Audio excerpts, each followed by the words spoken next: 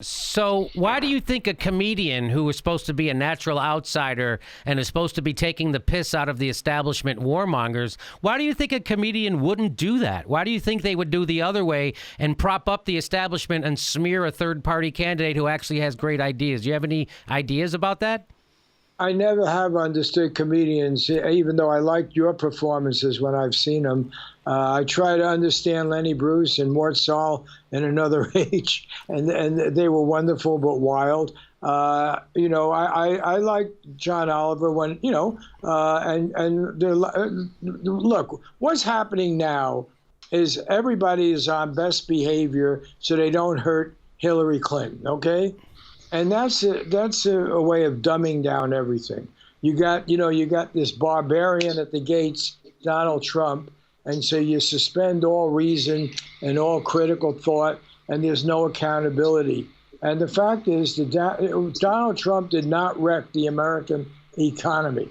Pig that he is, okay? He did not do it. It was an alliance between responsible Republicans, pro-banking Republicans, and Bill Clinton and the rump center of the Democratic Party, the DLC. They did it. Rahm Emanuel and Podesta and all these folks were in on it, and by the way, if we're going to get tough about this, I think what was on Bill Clinton's mind, forget about John Oliver, was he wanted to help Hillary get that Senate seat. He was thinking about, he had to pay her back because he'd been a scoundrel there in his personal life. And so what was the better way?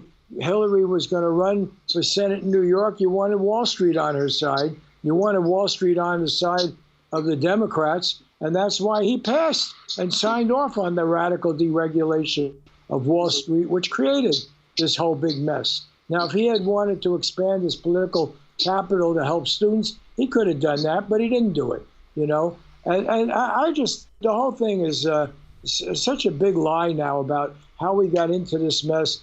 And I see what bothers me about Hillary Clinton, I see absolutely no growth on her part, no deepening perception of why things went wrong and what you got to do about it. And everybody's going to give her a free pass. She's going to have the longest honeymoon. And I think the rich are going to get richer and everybody else is going to get hurt. So, yeah, I understand why Donald Trump's a menace. But, boy, it's sure convenient for the Clintons to have him there.